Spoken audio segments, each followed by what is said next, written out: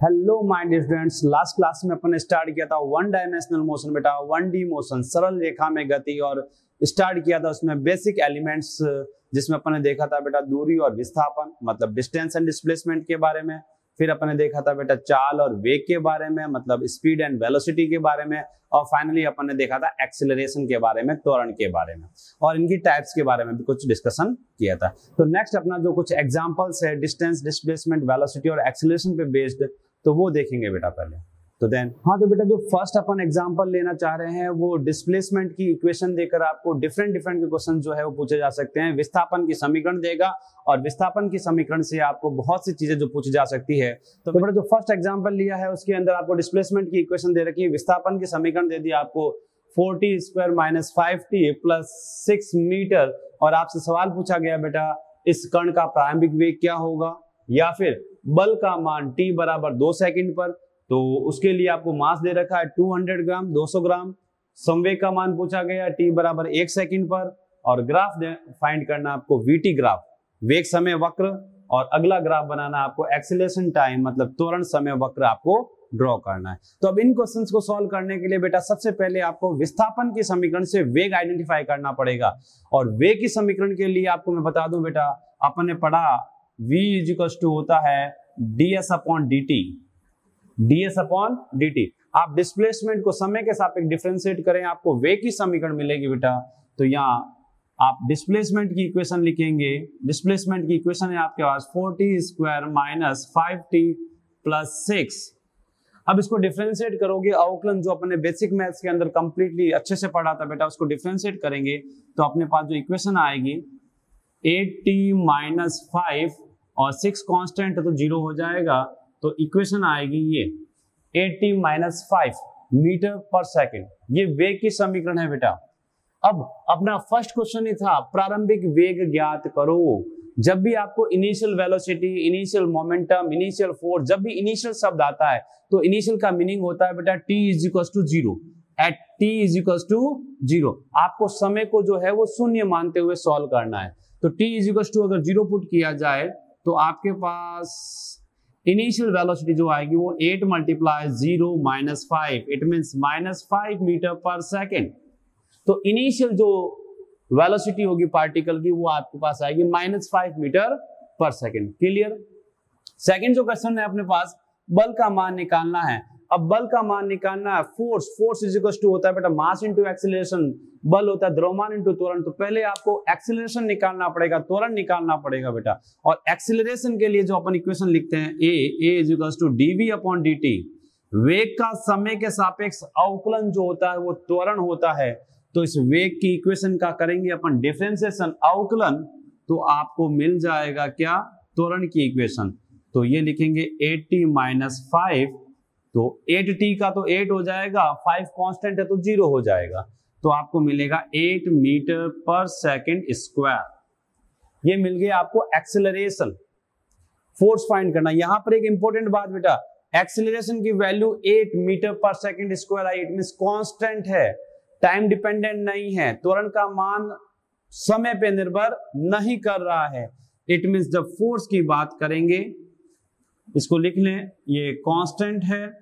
जब बात करूंगा मैं फोर्स की तो फोर्स होगा mass into acceleration, mass into acceleration. अब मास आपको दे रखा 200 ग्राम, केजी में कन्वर्ट करोगे किलोग्राम में तो 1000 से डिवाइड करोगे तो आपके पास 200 अपॉन 1000 मल्टीप्लाई एक्सेलरेशन की वैल्यू जो है वो 8।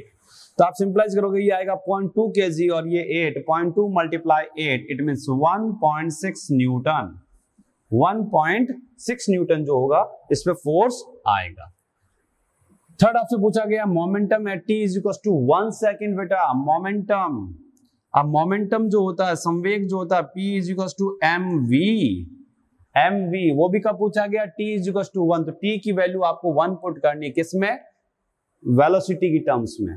तो यहां पर मास की वैल्यू तो 0.2 kg, वेलोसिटी में जो है आप लिखोगे 8t, t की वैल्यू अपने कितनी लेट करनी है, 1। क्वेश्चन में 1 सेकंड दे रखा है तो t की वैल्यू पुट करूंगा 1 माइनस 5, 8 माइनस 5 3 मल्टीप्लाई 0.2 तो इट मींस 0.6 kg मीटर पर सेकेंड, ये मोमेंटम आ जाएगा। नेक्स्ट पूछा गया आपको ग्राफ वीटी वक्र और एक पूछा गया एक्सेलरेशन टाइम ग्राफ। तो यहाँ वीटी वक्र की बात करें तो v की इक्वेशन जो है अपने पास v is equals to 80 minus 5, तो v डायरेक्टली प्रोपोर्शनल t है, v डायरेक्टली प्रोपोर्शनल t है, देन आपको मिलेगा स्ट्रेट लाइन। क्या मिलेगा? स्ट्रेट लाइन, सरल रेखा मिलेगी। इस सरल रेखा के अंदर बेटा आपने बेसिक मैथ्स के अंदर पढ़ा था स्ट्रेट लाइन की equation y is equals to mx plus c, y is equals to mx plus c। तो उससे कंपेयर करें तो अपने पास इंटरसेप्ट की वैल्यू नेगेटिव, स्लोप की वैल्यू पॉजिटिव है। तो इंटरसेप्ट की वैल्यू नेगेटिव, स्लोप की वैल्यू पॉजिटिव है, तो आपका ग्राफ इस टाइप से आएगा ये। ओके, अगर आपको थीटा पूछा जाए तो यहाँ tan theta is equals to 8, theta is equals to tan inverse 8 लिख सकते हो। Okay, clear. अगला जो ग्राफ पूछा गया है वो एक्सेलरेशन टाइम के बिटवीन है, और एक्सेलरेशन जो आया अपने पास a is equals to acceleration 8 meter पर सेकंड स्क्वायर। तो ये कांस्टेंट है बेटा, क्या है? कांस्टेंट है, टाइम पे डिपेंड नहीं करता है। तो उस सिचुएशन में आपके पास एक्सेलरेशन जो होगा वो टाइम वेरिएंट नहीं होगा, तो कांस्टेंट बन जाएगा। टाइम के साथ क्या रहेगा? कांस्टेंट रहेगा। क्लियर। तो ये है आपका एक सिंपल सा क्वेश्चन, ठीक है। तो आपको कभी भी कोई भी डिस्प्लेसमेंट की इक्वेशन गिवन होती है, विस्थापन की समीकरण, तो विस्थापन की समीकरण को फर्स्ट टाइम डिफरेंशिएट करोगे, अवकलन करोगे, तो आपको वे की समीकरण मिल जाएगी, और वे की समीकरण को अवकलित करोगे तो आपको त्वरण की समीकरण मिल जाएगी। उससे आप फोर्स फाइंड करना है, मोमेंटम फाइंड करना है, कभी कभी गतिज ऊर्जा भी पूछ लेते हैं, वो ज्ञात करना है, वो सब कर पाओगे। और उसके लिए जरूरी है डिफरेंशिएशन आपको आना। ये जो डिफरेंशिएट किए गए हैं वो आपको स्टेप्स आने चाहिए। अगर आपको डिफरेंशिएशन में कहीं डाउट है तो आप मेरे इसी चैनल के ऊपर जो है एक बेसिक मैथ्स टॉपिक डाल रखा है, उसमें डिफरेंशिएशन सेपरेटली एक वीडियो के अंदर पूरा कवर कर रखा है। आप उसको आराम से देख लें, एक बार देख लें, पूरा डिफरेंशिएशन क्लियर हो जाएगा बेटा। नेक्स्ट अगला क्वेश्चन देखते हैं बेटा, इसी वन डायमेंशनल मोशन के लिए। ओके, वेलोसिटी की इक्वेशन आपको गिवन है बेटा v इज इक्वल टू 40, और आपसे पूछा गया बेटा डिस्प्लेसमेंट फाइंड करना है, विस्थापन ज्ञात करना है, और टाइम इंटरवल गिवन है बेटा 2 to 4 सेकेंड। बेटा 2 सेकेंड से लेके 4 सेकेंड के मध्य पार्टिकल ने कितना विस्थापन तय किया वो अपन को निकालना है। तो इस बार रिवर्स प्रोसेस है बेटा, वेलोसिटी से डिस्प्लेसमेंट निकालना है, वेलोसिटी से डिस्प्लेसमेंट निकालना है। पर अपने पास वेलोसिटी की जो इक्वेशन आती है बेटा v is equal to dx upon dt, displacement find करना है तो इसका इंटीग्रल फॉर्म देखेंगे बेटा, इंटीग्रल फॉर्म। तो dx इज इक्वल टू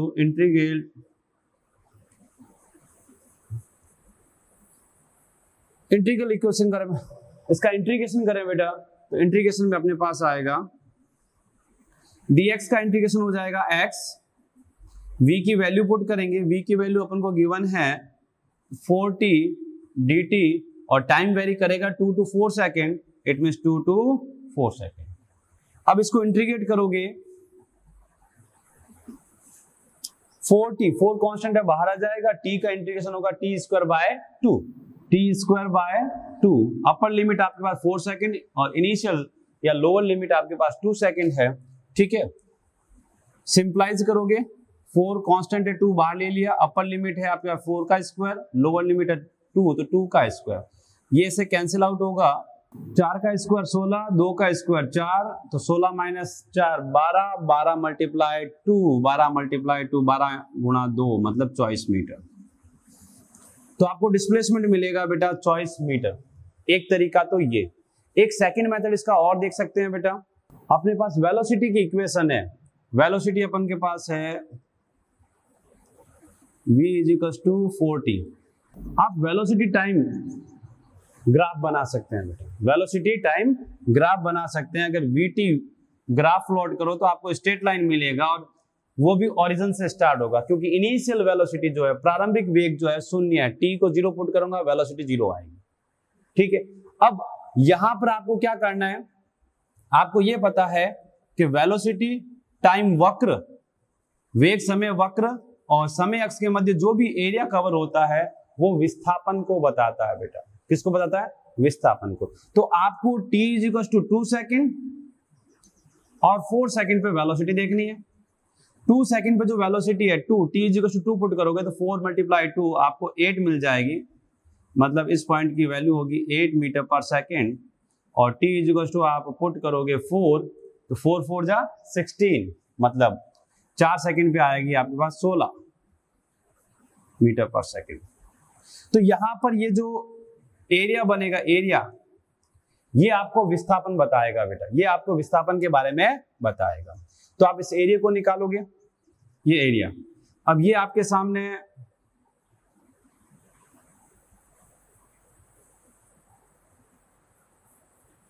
तो ये आपके पास सामने जो है वो एक समलंब चतुर्भुज है, और समलंब चतुर्भुज का फॉर्मूला होता है 1/2 1/2 समांतर भुजाओं का योग। समांतर भुजा एक तो ये और दूसरी ये, समांतर भुजा एक तो 8 की है, दूसरी 16 की। समांतर भुजाओं का योग मल्टीप्लाई उन दोनों की बीच की दूरी, बीच की दूरी मतलब डिस्टेंस, ये मान लो डिस्टेंस या जो समय का डिफरेंस है ये 4 - 2, तो आपके पास ये आ जाएगा 2। 2 से 2 कैंसिल हो जाएगा, 4 + 8 24 मीटर। जी, तो इस वेलोसिटी की इक्वेशन से अपन ने डिस्प्लेसमेंट फाइंड किया। एक तो बेटा इंटीग्रल मेथड से, समाकलन की विधि से। दूसरा जो अपन ने फाइंड किया बेटा कैसे, वेग समय वक्र बनाया। इस वक्र का जो वक्र तथा समय अक्ष के मध्य जो क्षेत्रफल होता है बेटा वो विस्थापन को बताता है, तो उसका एरिया फाइंड करके भी अपन ने ज्ञात करना। अगर आपको वो कहता है इनिशियल 4 सेकंड में निकालो, तो आपको शुरू से लेके 4 सेकंड तक का एरिया निकालना होता।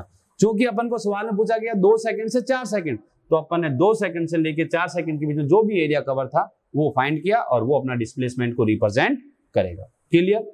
चलें आगे। तो नेक्स्ट कुछ और एग्जांपल।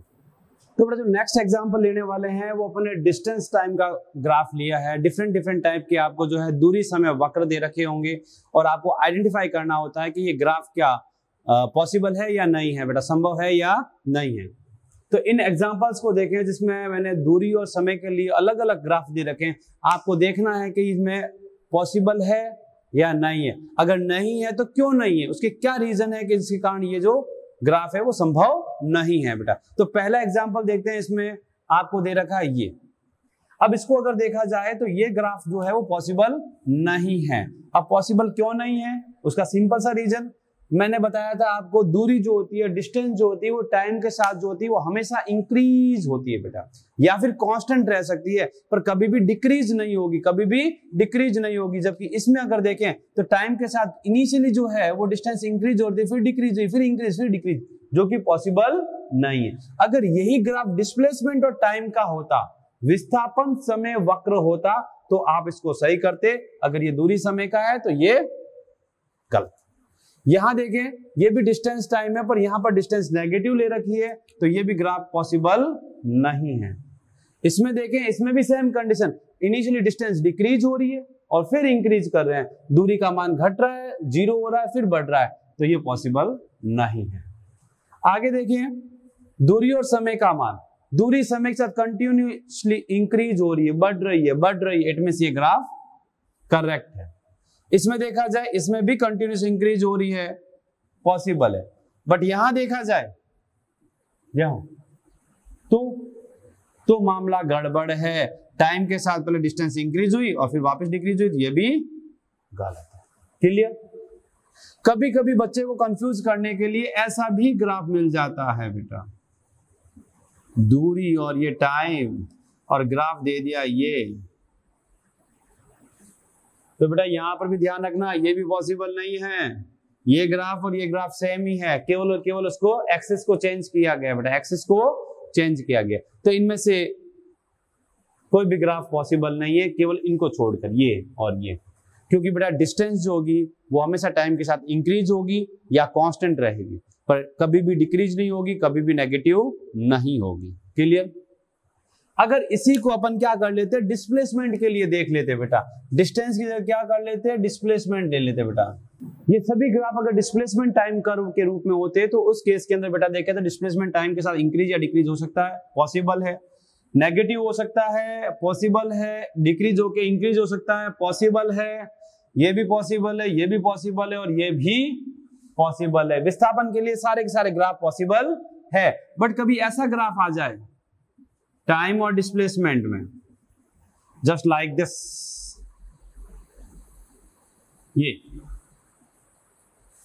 तो ये ग्राफ पॉसिबल नहीं होगा। अब ये ग्राफ पॉसिबल क्यों नहीं होगा? वो इसलिए कि एक टाइम पे किसी भी पार्टिकल की एक पोजीशन होगी बेटा, एक पोजीशन। यहां पर एक टाइम पर पार्टिकल की दो दो पोजीशन आ रही है, जो कि पॉसिबल नहीं है। एक कण पे एक समय पे एक विस्थापन मिलेगा, दो दो विस्थापन नहीं मिलेंगे, तो ये रॉन्ग होगा। बाकी सब ये आपके एग्जाम्पल जो होंगे वो सही है बेटा। क्लियर? चले नेक्स्ट जो ले रहे हैं अपन बेटा, ले रहे हैं विस्थापन समय वक्र। विस्थापन समय वक्र, डिस्प्लेसमेंट टाइम वक्र बेटा, ग्राफ।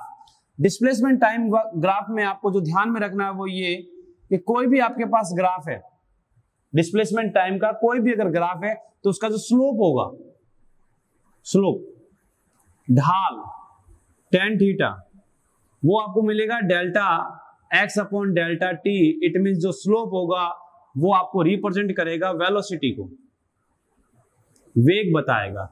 विस्थापन समय वक्र का जो ढाल होता है बेटा, वो रिप्रेजेंट करता है किसको? वेग को। ये बात दिमाग में रखना बेटा, विस्थापन समय वक्र का ढाल वेग को बताता है। अब यहां पर देखें, ये विस्थापन समय वक्र ले लिया और यहां पर आप किसी भी बिंदु का ढाल लोगे तो वो रिप्रेजेंट करेगा वेलोसिटी को, रिप्रेजेंट करेगा वेलोसिटी को। क्लियर? अब इसके ऊपर डिफरेंट की वैरायटी के क्वेश्चंस बन सकते हैं, ठीक है। अब कौन कौन से बनते हैं वो अपन अभी देखते हैं बेटा। तो बेटा डिस्प्लेसमेंट टाइम का जो वक्र है, उस वक्र के ऊपर जो एग्जांपल्स बन सकते हैं वो आपके सामने बेटा। फर्स्ट जो एग्जांपल लिया मैंने ये कि आपको पार्टिकल ए और पार्टिकल बी, ए और बी दो कणों के लिए जो है विस्थापन समय वक्र दे रखा है, और आपको पूछा जा सकता है वेगों का अनुपात, वेगों का अनुपात। तो मैंने पूछा है ए कण का वेग और बी कण के वेग का अनुपात, इन दोनों का रेशियो क्या होगा? तो आपको मैंने अभी बताया विस्थापन समय वक्र का ढाल वेग को बताता है। तो यहां पर जब आपको V A upon V B find करना है, तो आपको सिंपल सा v is equal to tan theta A upon tan theta B, दोनों का स्लोप आइडेंटिफाई कर लेना है। और स्लोप थीटा ए की वैल्यू यहां से एक्स एक्स से आइडेंटिफाई करेंगे अपन बेटा, एक्स एक्स से देखेंगे तो वो आएगा 60 डिग्री, और बी के लिए जो आएगा tan 30। कई बार छोटे छोटे बच्चे छोटी छोटी सिली मिस्टेक कर लेते हैं जल्दबाजी में, tan 30 को tan 60 से 2 बार कैंसिल आउट कर लेते हैं और 2⁻1 लिख लेते हैं बेटा, गलत हो जाता है। तो ऐसी गलतियां ना करें। tan 60 की वैल्यू पुट करें √3, tan 30 की वैल्यू पुट करें 1/√3, सिंप्लाइज करोगे √3 ऊपर शिफ्ट होगा, √3 मल्टीप्लाई √3 तो 3:1, 3:1 मिलेगा। क्लियर? सेकंड जो एग्जांपल लिया अपन ने, एक विस्थापन समय वक्र देकर आपको वेगों का सही क्रम पूछा गया। आपको पॉइंट दे रखा है ए बी सी और डी, इन पर सही वेगों का क्रम पूछा गया है बेटा। तो यहां पर आपको पता है v is equal to tan theta है, स्लोप है, इट मीन जिसका एंगल ग्रेटर होगा उसका वेलोसिटी भी क्या होगा? ग्रेटर होगी। तो यहां इसका स्लोप देखे बेटा, जिसका स्लोप ज्यादा होगा उसकी स्पीड हाई होगी। या फिर ऐसे देख लो, अगर ये देखे थीटा ए थीटा बी देखे और इंक्रीज हो रहा है, theta C and theta D, तो नो डाउट आपको पता है theta D is greater than theta C is greater than theta B is greater than theta A. तो जिसका स्लोप ज्यादा, जिसका एंगल ज्यादा, उसकी स्पीड भी, वेलोसिटी भी क्या होगी? ज्यादा होगी। तो V D is greater than V C is greater than V B is greater than V A. It mean सबसे कम जो स्पीड होगी या वेलोसिटी होगी वो ए पॉइंट की, फिर B C D and continue जो है इसकी वेलोसिटी इंक्रीज हो रही है बेटा, वेग बढ़ रहा है, मतलब त्वरित गति है बेटा। ये कैसी गति है? त्वरित गति है, आगे डिस्कस करेंगे बेटा। यहां देखें तो स्लोप कंटिन्यूअसली क्या हो रहा है? डिक्रीज हो रहा है, डिक्रीज हो रहा है। इट मीन यहां पर स्लोप डिक्रीज हो रहा है, मतलब वेग का मान घट रहा है, या फिर क्या दो एंगल का मान डिक्रीज हो रहा है, तो वेलोसिटी भी क्या होगी? डिक्रीज होगी। तो हाईएस्ट जो वेलोसिटी मिलेगी वो ए पॉइंट की होगी, फिर उससे लेस बी की, उससे लेस सी की, और सबसे लेस जो होगी वो डी की होगी। क्लियर? ये तो ये वेगों का सही क्रम निकालने का एक सिंपल सा तरीका। वहां देखिए ये दो ग्राफ तो कंटिन्यूसली थे। इस एग्जांपल में देखें बेटा तो अपने पास डिफरेंट डिफरेंट पार्ट्स दे रखे हैं, ठीक है, जिसमें बी और डी का स्लोप 0 है। इट मींस बी और डी पर पार्टिकल रेस्ट में होगा, पार्टिकल रेस्ट में इट मींस वेलोसिटी 0।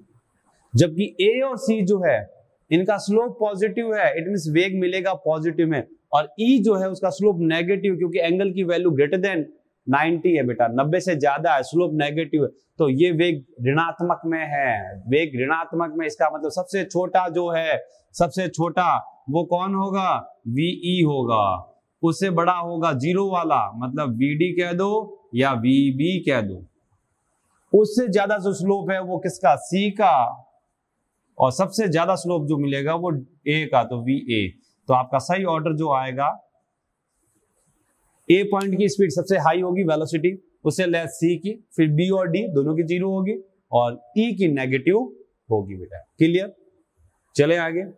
तो यहां पर अगर आपको कभी डिस्प्लेसमेंट और टाइम का विस्थापन समय का अगर वक्र मिलता है, तो विस्थापन समय वक्र के बेसिस के ऊपर स्लोप से वेलोसिटी का रेशियो पूछा जा सकता है, वेलोसिटी का सही ऑर्डर पूछा जा सकता है, सही क्रम। क्लियर, चले आगे। नेक्स्ट जो अपन देख रहे हैं वो वेग समय वक्र। अभी थोड़ी देर पहले देखा अपने विस्थापन समय वक्र, अब बात करेंगे वेग समय वक्र। इस तो बेटा वीटी वक्र के अंदर दो बातें डिस्कस होने वाली है, एक तो स्लोप के बारे में और दूसरा एरिया के बारे में, क्षेत्रफल के बारे में।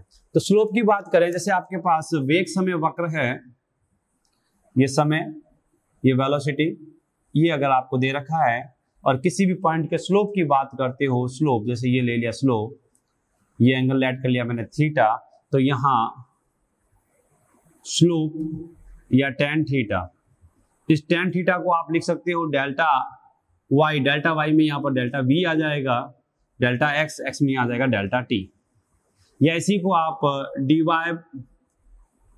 बाय dt लिखते हो, और ये जो dv अपॉन dt होता है वो रिप्रेजेंट करता है एक्सेलरेशन को, त्वरण को रिप्रेजेंट करता है। इट मींस वेग समय वक्र का जो ढाल होता है बेटा, वो आपको उस पॉइंट के एक्सेलरेशन से रूबरू करवाएगा।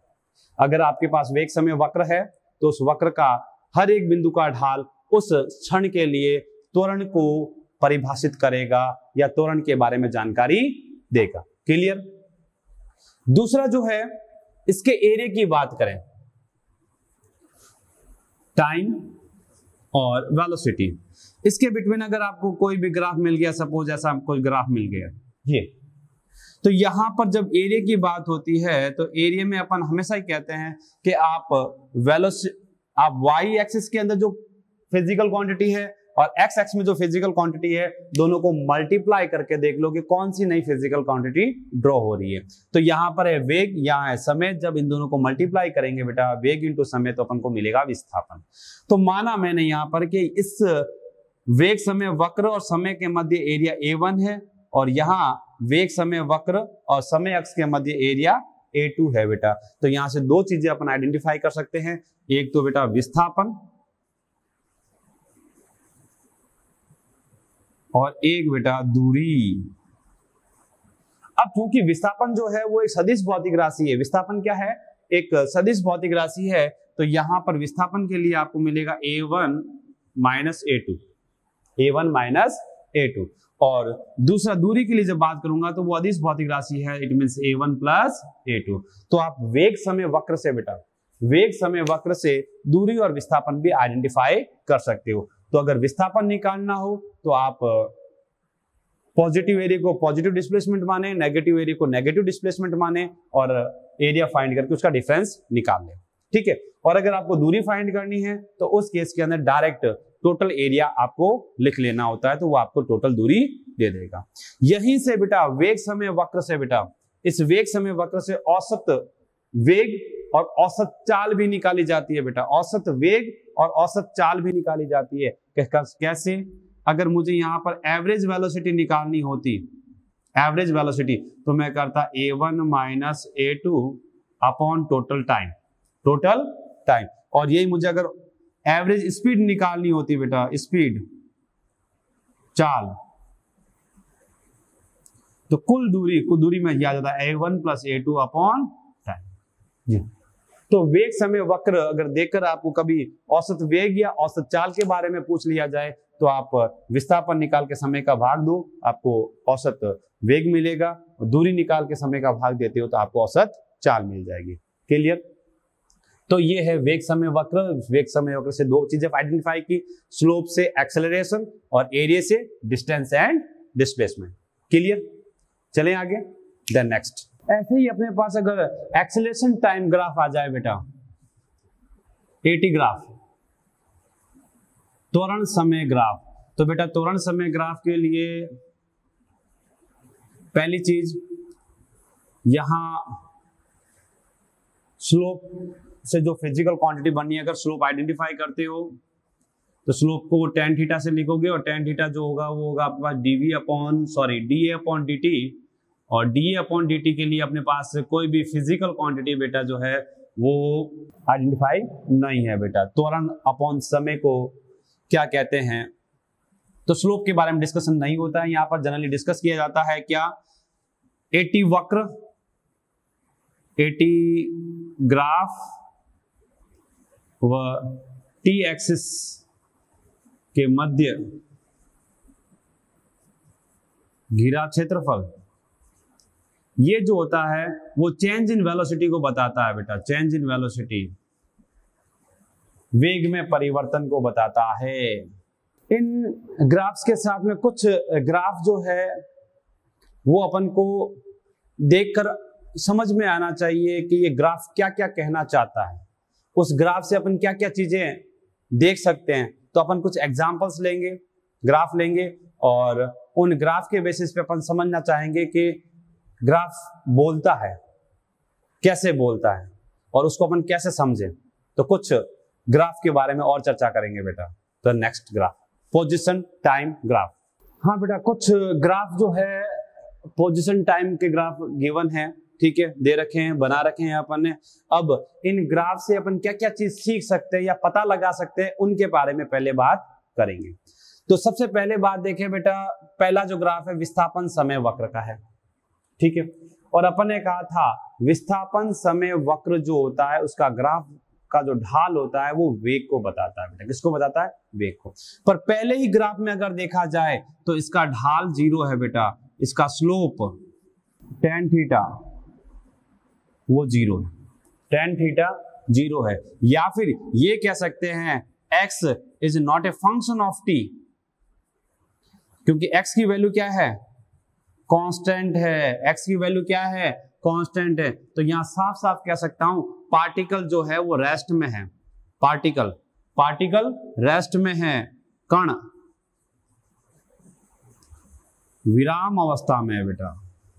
कौन सी अवस्था में है? विराम अवस्था में है। वेग का मान 0 है बेटा, वेग का मान 0 है, कण रुका हुआ है, समय इंक्रीज हो रहा पर उसके डिस्प्लेसमेंट में कोई चेंज नहीं आ रहा। क्लियर बात? चलें आगे। सेकंड जो ग्राफ है वो विस्थापन समय वक्र, सरल रेखा आया और टाइम के साथ एक निश्चित एंगल बना रहा है। तो बेटा यहां पर ध्यान देना, स्ट्रेट लाइन है और ये जो स्लोप है बेटा, स्लोप वो आपको बताता है थीटा की वैल्यू जो है वो कांस्टेंट है। ईच एंड एवरी पॉइंट पे थीटा, किसी भी पॉइंट पे देख लो स्लोप कांस्टेंट है। इट मींस यहां वेलोसिटी जो होगी, velocity is equal to tan theta, it means constant बेटा, इट मींस यूनिफॉर्म वेलोसिटी के साथ गति करा, समरूप वेग। इसका जो वेग है वो कैसा है? समरूप या नियत वेग से गति कर रहा, नियत वेग से। अब वेग का मान कांस्टेंट है, वेग का मान कांस्टेंट है। जब वेग का मान नियत होता है बेटा तो उस निकाय का जो एक्सेलरेशन होता है, त्वरण, वो त्वरण 0 होता है। तो यह अत्वरित गति है बेटा। कैसी गति है? अत्वरित। ये और दूसरी बात, t 0 है तो x 0 है। इट मीन जो गति प्रारंभ हो रही है वो ओरिजिन से हो रही है, मूल बिंदु से बेटा। गति का जो आरंभ हो रहा है वो मूल बिंदु से, मूल बिंदु से गति प्रारंभ हो रही है, मूल बिंदु से, ओरिजिन से गति प्रारंभ हो रही है। ठीक है, तो फर्स्ट पॉइंट पार्टिकल ओरिजिन से स्टार्ट हो रहा है, ठीक है। दूसरा पॉइंट, पार्टिकल की जो वेलोसिटी है वो कांस्टेंट है, वेग का मान नियत है क्योंकि स्लोप कांस्टेंट है। समरूप या नियत वेग से गति कर रहा है इसलिए त्वरण का मान क्या होगा, 0। क्लियर। तीसरे पॉइंट को देखो बेटा, तीसरे ग्राफ को। यहां पर भी पार्टिकल ओरिजिन से स्टार्ट हो रहा है, कोई बात नहीं, अच्छी बात है। दूसरा पॉइंट इसमें देखें, यहां पर स्ट्रेट लाइन नहीं है बेटा, वक्रित है। और वक्र में भी देखा जाए, जैसे अलग अलग पॉइंट लिया जाए, ये ए पॉइंट, ये बी पॉइंट, ये सी पॉइंट, ये डी पॉइंट। अभी एक एग्जांपल भी देखा था, तो यहां पर अगर आप देखोगे तो स्लोप डिक्रीज हो रहा है। स्लोप क्या हो रहा है, डिक्रीज हो रहा है। जब स्लोप डिक्रीज हो रहा है इट मींस वेलोसिटी भी क्या हो रही है, डिक्रीज होती है। v = होता है tan थीटा, ठीक है। तो यहां पर समय के साथ वेग घटेगा बेटा, समय के साथ वेग घटेगा। तो यहां पर मैं बोलूंगा क्या, vd is less than vc is less than vb is less than va। It means initial speed ज्यादा थी और फाइनल स्पीड धीरे धीरे क्या हुई है, कम हुई है। इट मींस ये जो है वो मंदित गति है, वेग घट रहा है। इट मींस इसका एक्सेलरेशन जो है वो कैसा है, नेगेटिव है। एक्सेलरेशन कैसा है, नेगेटिव है। क्लियर। तो वेग भी परिवर्तित है, तो ये असमरूप गति कर रहा है बेटा, असमरूप वेग है। ये समरूप वेग से गति कर रहा था, यहां पर असमरूप वेग है, असमरूप वेग। क्लियर। अगले ग्राफ में देखें तो अगले ग्राफ में भी सेम कंडीशन है, पर यहां स्लोप डिक्रीज हो रहा था, यहां पर स्लोप इंक्रीज हो रहा है। तो यहां पर भी वही वेलोसिटी जो होगी वो कांस्टेंट नहीं होगी। इट मींस वेलोसिटी जो है वो फंक्शन है किसका, t का। टाइम के साथ स्लोप बढ़ रहा है, वेलोसिटी भी क्या होगी, बढ़ेगी। जैसे ये a पॉइंट, ये b और ये c, तो no doubt vc is greater than vb is greater than va। तो ये जो गति है बेटा, स्पीड बढ़ रही है, वेलोसिटी बढ़ रही है, तो ये त्वरित गति होगी, त्वरित गति। इसका एक्सेलरेशन जो होगा वो पॉजिटिव होगा। इसका एक्सेलरेशन नेगेटिव था, इसका एक्सेलरेशन पॉजिटिव है। क्लियर। चलिए आगे। देन नेक्स्ट बेटा, नेक्स्ट एग्जांपल। तो बेटा यहां पर इन ग्राफ्स को जो हर ग्राफ जो है कुछ ना कुछ बताता है, तो वो चीजें आपके दिमाग में आनी चाहिए बेटा। देन नेक्स्ट जो ग्राफ दे रखा है बेटा, डिस्प्लेसमेंट और टाइम के बिटवीन, अगर इसको ध्यान से देखें बेटा, तो यहां पर t = 0 पे, t = पर पार्टिकल का इनिशियल डिस्प्लेसमेंट है बेटा। इट मींस पार्टिकल ओरिजिन पे नहीं है, प्रारंभ मूल बिंदु से नहीं हो रही है बेटा, पहली बात। दूसरी बात, स्ट्रेट लाइन है बेटा, स्ट्रेट लाइन। और आपको पता है कि जो डिस्प्लेसमेंट टाइम का जो ग्राफ होता है उसका स्लोप वेलोसिटी को रिप्रेजेंट करता है। तो यहां पर जब स्लोप की बात आएगी, मतलब tan थीटा की बात आएगी, थीटा की वैल्यू कांस्टेंट है, थीटा की वेलोसिटी कांस्टेंट है, तो आपकी जो वेलोसिटी आएगी v वो भी कांस्टेंट होगी, वो भी क्या होगी, कांस्टेंट होगी। बट थीटा जो है वो ग्रेटर देन 90 है, ये ग्रेटर देन 90 है बेटा। तो आपका जो स्लोप होगा बेटा, या वेलोसिटी जो होगी, वेग जो होगा, वो आपको मिलेगा नेगेटिव। नेगेटिव वेग जो है वो ऋणात्मक है, ठीक है। दूसरी बात, यूनिफॉर्म है बेटा, यूनिफॉर्म समरूप गति है, समरूप वेग से गतिशील है, समरूप वेग से गतिशील है। वेग का मान कांस्टेंट है बेटा, पर वो वेग कैसा है, नेगेटिव है। इट मींस ऐसे समझें कि अगर ये एक्स एक्सिस है और ये वाई एक्सिस है, पार्टिकल ओरिजिन पे नहीं है, किसी पॉइंट पर है, ये इनिशियल t = 0 पर पार्टिकल की कुछ पोजीशन है, तो यहां पर इसके बाद जो वेलोसिटी होगी वो ओरिजिन की तरफ होगी, ये इस डायरेक्शन में होगी बेटा, इस डायरेक्शन में मूल बिंदु की तरफ होगी। और इस टाइम पे बेटा वो पार्टिकल ओरिजिन पे पहुंच जाता है, ओरिजिन मतलब यहां पहुंच जाएगा, ये विस्थापन का मान 0 हो जाएगा। इस सिस्टम के अंदर एक्सेलरेशन की बात करें तो एक्सेलरेशन आपको 0 मिलेगा, त्वरण 0 मिलेगा। क्यों? क्योंकि समरूप वेग है बेटा, वेग ऋणात्मक है बेटा, वेग का मान ऋणात्मक है, ठीक है, पर समरूप वेग से गति कर रहा है, मूल बिंदु की तरफ जा रहा है बेटा। कण किधर जा रहा है, मूल बिंदु की तरफ जा रहा है, ठीक है। तो ये अपन ने देखे बेटा विस्थापन समय वक्र के डिफरेंट ग्राफ। अब बात करेंगे वेग समय वक्र के कुछ ग्राफ, वो भी अपन को क्या क्या बातें बताते हैं वो चीजें। वेलोसिटी टाइम ग्राफ के अंदर सपोज सबसे पहले मैंने जो लिया ये,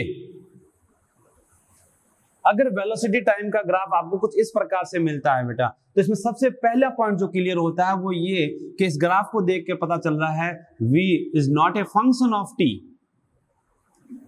वेग का मान समय पे निर्भर नहीं कर रहा है। क्यों नहीं कर रहा है? क्योंकि v की वैल्यू कांस्टेंट है, v की वैल्यू कांस्टेंट है। दूसरी बात, स्लोप, इस vt वक्र का जो स्लोप होता है, स्लोप या tan थीटा जो रिप्रेजेंट करता है dv upon dt, it means acceleration को। तो बेटा यहां पर ये जो एक्सेलरेशन है या स्लोप है वो आपको जीरो मिलेगा, वो आपको जीरो, क्योंकि यहां थीटा की वैल्यू 0 डिग्री बेटा। तो इस गति की बात करें तो इस गति में सबसे पहला पॉइंट जो क्लियर हो रहा है वो ये पार्टिकल समरूप या नियत वेग से गतिशील है। नियत वेग से गतिशील है। इट मींस इस पार्टिकल का कण का जो त्वरण है वो क्या है? 0। ये अत्वरित गति है, अत्वरित गति। क्लियर? तो ये पहले ग्राफ की कुछ बात। दूसरा ग्राफ अगर देखें इसी के अंदर, तो बेटा वेलोसिटी टाइम जो अपने पास नेक्स्ट ग्राफ है वेलोसिटी टाइम का, ठीक है, इसमें अपन ने स्लोप देखें इसका। वेलोसिटी टाइम ग्राफ का जो स्लोप है इसके लिए थीटा जो है वो अपने पास कांस्टेंट है ईच एंड एवरी पॉइंट के लिए बेटा।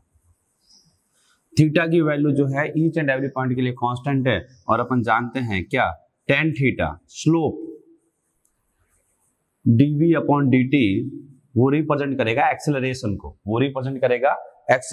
को, त्वरण को बताएगा। और थीटा कांस्टेंट है, इट मींस यहां पर त्वरण भी जो होगा वो कांस्टेंट मिलेगा। त्वरण क्या मिलेगा? कांस्टेंट मिलेगा। इट मींस ये यूनिफॉर्मली एक्सेलरेशन मोशन है बेटा, नियत त्वरण से त्वरित गति है। ये कैसी गति है? नियत त्वरण से त्वरित गति है, कांस्टेंट एक्सेलरेशन से मोशन हो रहा है बेटा। क्लियर? तो इस ग्राफ से सिंपल सी बात पता चल रही है कि वेलोसिटी टाइम का अगर स्ट्रेट लाइन आ रही है, थीटा कांस्टेंट है, इट मींस का जो स्लोप एक्सेलरेशन को बताता है वो कांस्टेंट होगा। इट मींस अगर गलती से आपको पूछ लिया जाए कि एक्सेलरेशन टाइम का ग्राफ बनाओ, तो अगर इसके एक्सेलरेशन और टाइम a और t के बीच में ग्राफ बनाओगे तो आपको ये कंडीशन मिलेगी, ये सिचुएशन आपको मिल जाएगी। क्लियर? नेक्स्ट ऐसा ही वेलोसिटी टाइम का एक दूसरा ग्राफ भी देखते हैं। अगर वेलोसिटी टाइम का ग्राफ जो है वो स्ट्रेट लाइन नहीं हो, समझना कैसा हो। सपोज ये वाला ले लें, ये यहां पर देखें वेलोसिटी टाइम का ग्राफ कुछ इस प्रकार से आ जाए, इस प्रकार से। तो इस सिचुएशन में क्या होगा समझना, थीटा की value not equal to constant. जब थीटा की वैल्यू कांस्टेंट नहीं है, it means acceleration not equal to constant. It means जो गति है वो कैसी है, जो गति वो कैसी आएगी? असमरूप त्वरण, असमरूप त्वरण से त्वरित। इट मींस एक्सेलरेशन की वैल्यू जो है वो कांस्टेंट नहीं है। अब यहां देखना त्वरण भी कैसा है, पॉजिटिव या नेगेटिव, उसको देखें तो इस पॉइंट के लिए एक्सेलरेशन जो आएगा ये θ1, ये अगर मैं a पॉइंट लेता हूं तो ये θa, ये θb पॉइंट के लिए। तो नो डाउट जैसे जैसे ऊपर जा रहे हैं वैसे वैसे जो है स्लोप डिक्रीज हो रहा है। स्लोप एक्सेलरेशन को बता रहा है, स्लोप किसको बता रहा है? एक्सेलरेशन को बता रहा है। तो आप क्या कहोगे? AB is less than AA। It means जैसे जैसे आप ऊपर की तरफ जा रहे हो वैसे वैसे उसका एक्सेलरेशन जो है वो क्या हो रहा है? कम हो रहा है। क्लियर? अब इसी ग्राफ को कुछ इस प्रकार से बना दिया जाता, वेलोसिटी और टाइम, ये भी ईच पॉइंट का जो स्लोप है वो डिफरेंट है। जैसे जैसे ऊपर जा रहे हो वैसे वैसे स्लोप की वैल्यू क्या हो रही है? इंक्रीज हो रही है। तो स्लोप चेंज हो रहा है, मतलब एक्सेलरेशन चेंज हो रहा है। इट मींस यहां पर भी एक्सेलरेशन जो होगा वो कांस्टेंट नहीं होगा, एक्सेलरेशन कांस्टेंट नहीं होगा। क्लियर? जब एक्सेलरेशन कांस्टेंट नहीं होगा तो ईच एंड एवरी पॉइंट का एक्सेलरेशन डिफरेंट होगा। सपोज ये ए पॉइंट ले लिया, ये बी पॉइंट, ये सी पॉइंट और डी पॉइंट, तो नो डाउट स्लोप सबसे ज्यादा डी पॉइंट का है, तो एक्सेलरेशन भी सबसे ज्यादा होगा डी पॉइंट का। तो आप अगर लिखेंगे तो ऐसे लिखेंगे A D is greater than A C is greater than A B is greater than A A. तो ए पॉइंट का एक्सेलरेशन सबसे कम होगा, डी पॉइंट का एक्सेलरेशन सबसे ज्यादा होगा। तो क्लियर, ये दोनों ही ग्राफ, इन दोनों ही ग्राफ में अगर देखा जाए तो सिंपल सा दोनों ही नॉन यूनिफॉर्म एक्सेलरेशन मोशन हो रहे हैं, ठीक है। तो यूनिफॉर्म की वैल्यू कांस्टेंट नहीं, बट इसमें यूनिफॉर्म, बट इसमें जो है एक्सेलरेशन जो है वो डिक्रीज हो रहा है और इसमें एक्सेलरेशन जो हो रहा है वो इंक्रीज हो रहा है। क्लियर, बट दोनों ही एक्सेलरेशन पॉजिटिव है बेटा, दोनों ही एक्सेलरेशन कैसा है, पॉजिटिव, क्योंकि स्लोप पॉजिटिव है। Slope positive it means acceleration positive. Clear, अब बात करते हैं बेटा ऐसा ही एक ग्राफ वेलोसिटी टाइम का जिसमें अपन स्लोप नेगेटिव लेते हैं, स्लोप नेगेटिव लेते हैं। सपोज अपने पास वेलोसिटी टाइम का ग्राफ, सपोज अपने पास वेलोसिटी टाइम का ग्राफ कुछ इस प्रकार से आ जाए, टाइम एंड वेलोसिटी, और ये कुछ इस प्रकार से आ जाए ऐसे, या ये सिचुएशन देखें, तो यहां पर अगर देखा जाए तो ईच एंड एवरी पॉइंट का जो स्लोप है वो सेम होएगा। क्यों? क्योंकि थीटा की वैल्यू कांस्टेंट है, थीटा कांस्टेंट है, और इसका जो स्लोप है tan थीटा वो रिप्रेजेंट कर रहा है ए को, वो भी क्या है, कांस्टेंट, वो भी क्या है, कांस्टेंट। बट ध्यान देने वाली बात जो है कि यहाँ का जो एंगल है थीटा इज ग्रेटर देन 90 है बेटा, थीटा इज ग्रेटर देन 90 है, और tan 90 से ज्यादा की वैल्यू जो होती है वो नेगेटिव होती है। इट मींस यहाँ का जो एक्सेलरेशन होगा बेटा ये वैल्यू जो आएगी वो नेगेटिव होगा, त्वरण जो होगा वो नेगेटिव होगा। त्वरण नेगेटिव होने का मतलब है ये त्वरित गति नहीं है, ये मंदित गति है बेटा। अभी तक पहले जितने भी एग्जाम्पल देखे उन सब के अंदर एक्सेलरेशन मोशन था बेटा, त्वरित गति था, त्वरण था। यहां पर भी है पर नेगेटिव त्वरण है, नेगेटिव त्वरण को अपन बोलते हैं मंदन।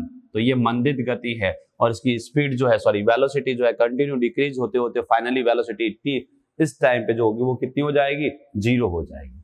इस टाइम पे क्या हो जाएगा, जीरो हो जाएगा। क्लियर, फाइनली ये ग्राफ आपको सिंपल सी बातें जो बताता है वो दो बातें बताता है। एक तो ये नेगेटिव एक्सेलरेशन है, मतलब मंदित गति है, मंदित गति है, और दूसरा वेलोसिटी जो है वो कंटिन्यू डिक्रीज हो रही क्योंकि मंदित गति है। क्लियर, चले आगे, तो नेक्स्ट ग्राफ देखते हैं बेटा। नेक्स्ट एक्सेलरेशन टाइम ग्राफ देखें, एक्सेलरेशन टाइम ग्राफ देखें। एक्सेलरेशन टाइम ग्राफ में सिंपल से दो ही ले रहा हूं। सपोज एक तो ले लिया टी और एक्सेलरेशन, ये वाली सिचुएशन, और दूसरी सिचुएशन ले लेते हैं अपन ये टी और टी। इसमें ग्राफ स्ट्रेट लाइन ले लेते हैं ये सपोज। तो यहां अगर देखा जाए तो सिंपल सी चीज क्लियर होती है कि ए की वैल्यू कांस्टेंट है, एक्सेलरेशन कांस्टेंट है। अब यहां पर आपको मैं बता दूं, जब एक्सेलरेशन की वैल्यू कांस्टेंट होती है it means acceleration is not a function of T, इस टी का फंक्शन नहीं होगा। It means A directly proportional T की पावर 0। जब एक्सेलरेशन की वैल्यू कांस्टेंट होती है, बेटा ध्यान देना, जब एक्सेलरेशन की वैल्यू कांस्टेंट होती है उस केस में वेलोसिटी जो होती है वो डायरेक्टली प्रोपोर्शनल टी होता है, वेलोसिटी डायरेक्टली प्रोपोर्शनल टी होता है, और डिस्प्लेसमेंट जो होता है वो डायरेक्टली प्रोपोर्शनल टी स्क्वायर आएगा। ठीक है, ध्यान रखना, अगर एक्सेलरेशन कांस्टेंट है उस केस में वेलोसिटी जो होती है वो टाइम के साथ डायरेक्टली रिलेशन रखती है, और डिस्प्लेसमेंट जो होता है, डिस्टेंस जो होती है, विस्थापन जो होता है वो समय के वर्ग के समानुपाती होता है। क्लियर, चले आगे। जबकि यहां अगर बात करें यहां, तो यहां अपने पास जो है ए नॉट इक्वल टू कांस्टेंट बेटा, एक्सेलरेशन कांस्टेंट नहीं है। एक्सेलरेशन के लिए अपन को स्ट्रेट लाइन मिला है, इट मींस जो एक्सेलरेशन है वो फंक्शन है किसका, टी का, वो भी कैसे, ए डायरेक्टली प्रोपोर्शनल टी, ए डायरेक्टली प्रोपोर्शनल टी। अब जब भी त्वरण जो है वो समय के समानुपाती होता है बेटा, तो ध्यान रखना जब बात करूंगा वेग की तो वेग समानुपाती होगा टी स्क्वायर की, मैक्सिमम पावर की बात कर रहा हूं टी स्क्वायर के, और जो डिस्प्लेसमेंट होगा वो समानुपाती होगा टी क्यूब के, टी क्यूब के। कि सर ये कैसे पता चलता है, तो बेटा आप लोगों ने पढ़ा है वेलोसिटी जो होता है वो होता है इंटीग्रेशन ए डी टी, और डिस्प्लेसमेंट जो होता है वो मिलता है VDT। इट मीन्स जब एक्सेलरेशन से वेलोसिटी या वेलोसिटी से डिस्प्लेसमेंट निकालना होता है तो अपन इंटीग्रेशन करते हैं और यहाँ पावर 1 से इंक्रीज होती है। अगर A को कांस्टेंट मान लिया जाए तो V के लिए आएगा dt का t हो जाएगा। ठीक है, इसी वैल्यू को यहाँ रख के इंटीग्रेट करूंगा तो ये वाली सिचुएशन आ जाएगी इसमें।